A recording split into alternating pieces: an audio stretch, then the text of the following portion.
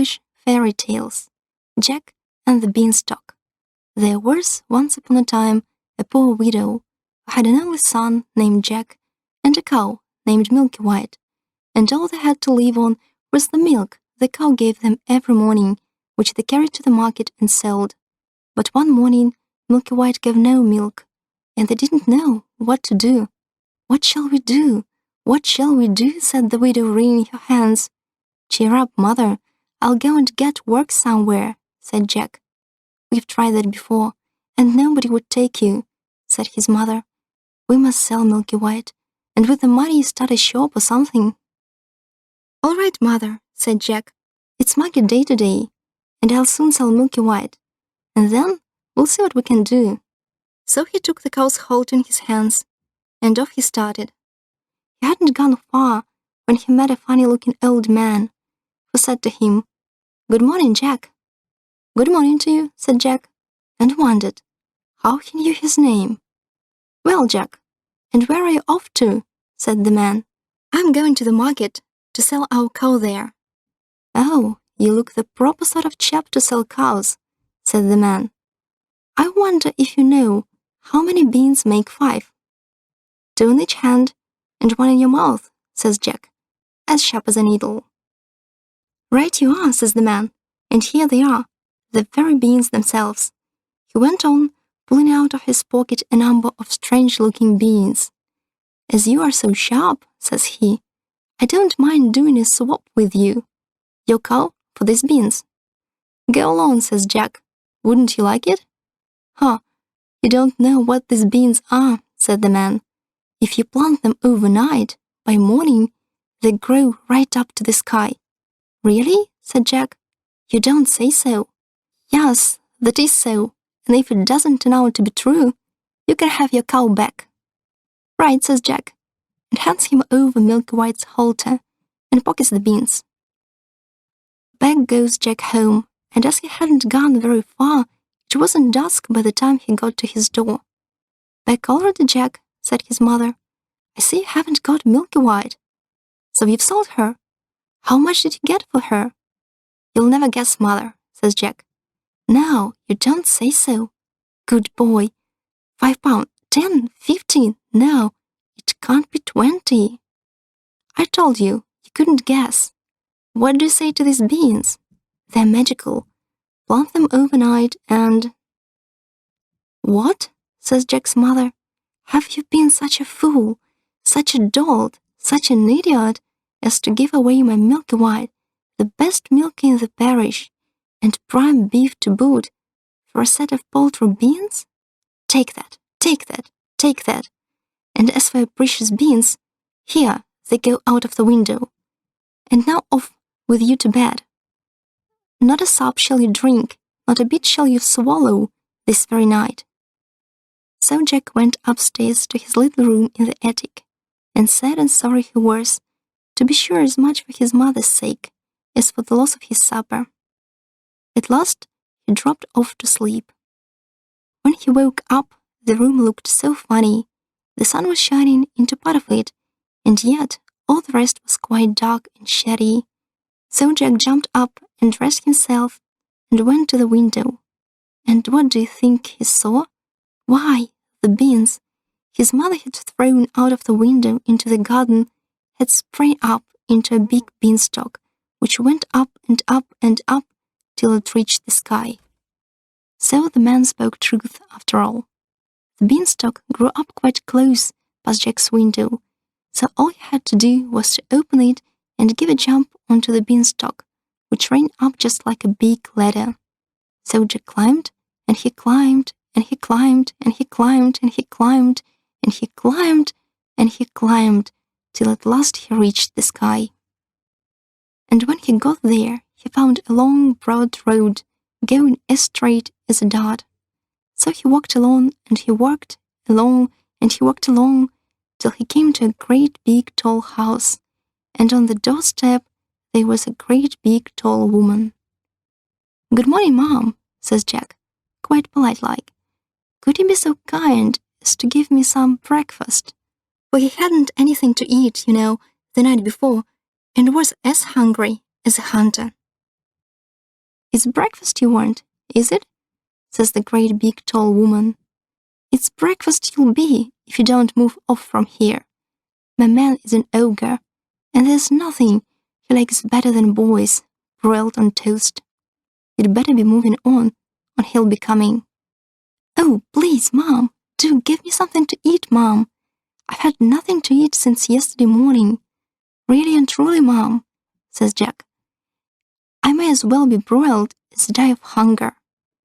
Well, the ogre's wife was not half so bad after all, so she took Jack into the kitchen and gave him a hunk of bread and cheese and a jug of milk. But Jack hadn't half finished these when thump, thump, thump, the whole house began to tremble with the noise of someone coming. "Goodness gracious me, it's my old man," said the ogre's wife. "What on earth shall I do? Come along quick and jump in here." And she bundled Jack into the oven just as the ogre came in. He was a big one, to be sure. At his belt he had 3 calves strung up by the heels, and he unhooked them and threw them down on the table and said, "Here, wife, broil me a couple of these for breakfast." "Huh? What's this I smell?" "Fee-fi-fo-fum, I smell the blood of an Englishman. Be he alive or be he dead, I'll have his bones to grind my bread." "Nonsense, dear," said his wife. "You are dreaming. Or perhaps you smell the scraps of that little boy you liked so much for yesterday's dinner. Here, you go and have a wash and tidy up, and by the time you come back, your breakfast will be ready for you." So off the ogre went, and Jack was just going up to jump out of the oven and ran away when the woman told him not. "Wait till he's asleep," says she. "He always has a doze after breakfast." Well, the ogre had his breakfast, and after that he goes to a big chest and takes out a couple of bags of gold, and down he sits and counts, till at last his head began to nod and he began to snore, till the whole house shook again.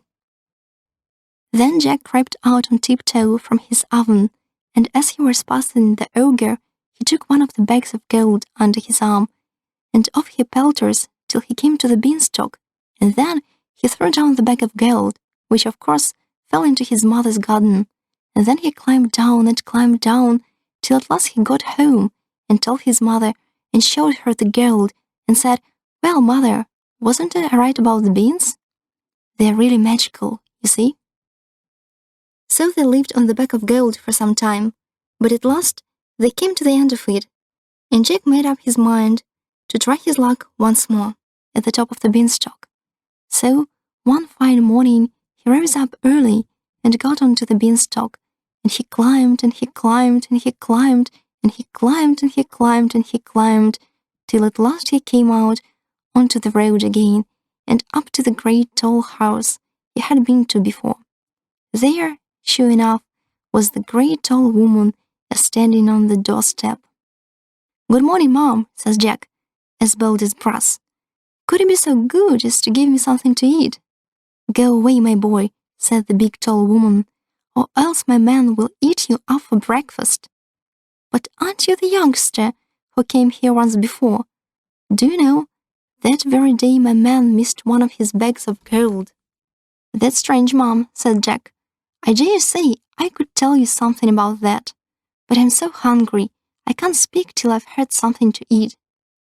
Well, the big tall woman was so curious that she took him in and gave him something to eat, but he had scarcely begun munching it as slowly as he could, when thump, thump, they heard the giant's footstep, and his wife hid Jack away in the oven. All happened as it did before. In came the ogre as he did before, said fee-fi-fo-fum, and had his breakfast of 3 broiled oxen. Then he said, "Wife, bring me the hen that lays the golden eggs." So she brought it, and the ogre said, "Lay," and it laid an egg, all of gold. And then the ogre began to nod his head and to snore till the house shook. Then Jack crept out of the oven on tiptoe and caught hold of the golden hen, and was off before you could say Jack Robinson. But this time the hen gave a cackle which woke the ogre, and just as Jack got out of the house, he heard him calling, "Wife, wife, what have you done with my golden hen?" And the wife said, "Why, my dear?" But that was all Jack heard, for he rushed off to the beanstalk and climbed down like a house on fire. And when he got home, he showed his mother the wonderful hen and said, "Lay to it," and it laid a golden egg every time he said lay. Well, Jack was not content, and it wasn't long before he determined to have another try at his luck up there at the top of the beanstalk. So one fine morning he rose up early and got to the beanstalk, and he climbed and he climbed and he climbed and he climbed till he got to the top. By this time he knew better than to go straight to the ogre's house, and when he got near it, he waited behind a bush till he saw the ogre's wife come out with a pail to get some water, and then he crept into the house and got into the copper. He hadn't been there long when he heard thump, thump, thump, as before, and in came the ogre and his wife.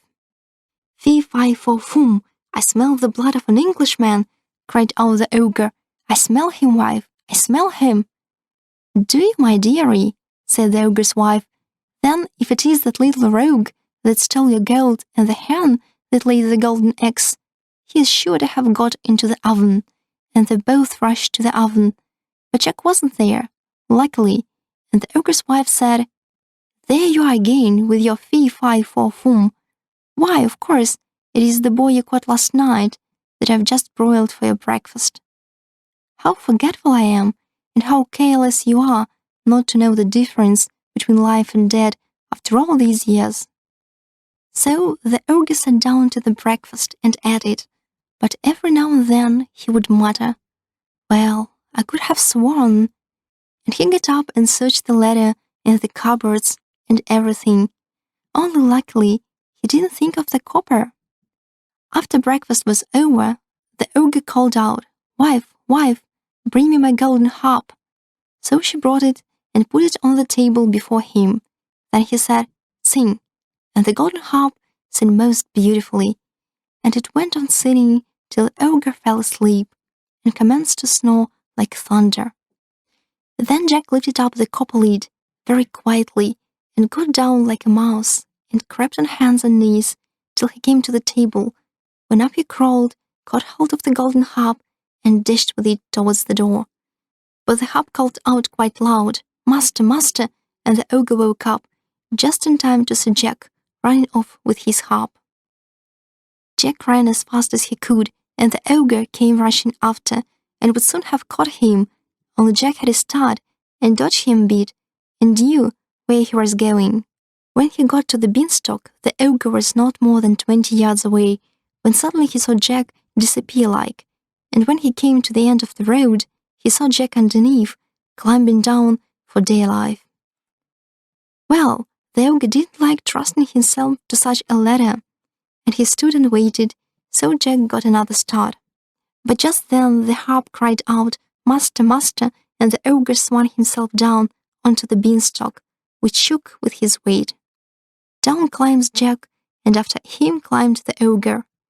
By this time Jack had climbed down and climbed down and climbed down till he was very nearly home. So he called out, "Mother, mother, bring me an axe, bring me an axe."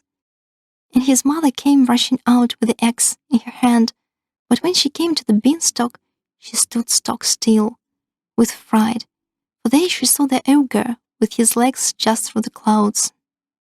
But Jack jumped down and got hold of the axe and gave a chop at the beanstalk, which cut it half in two.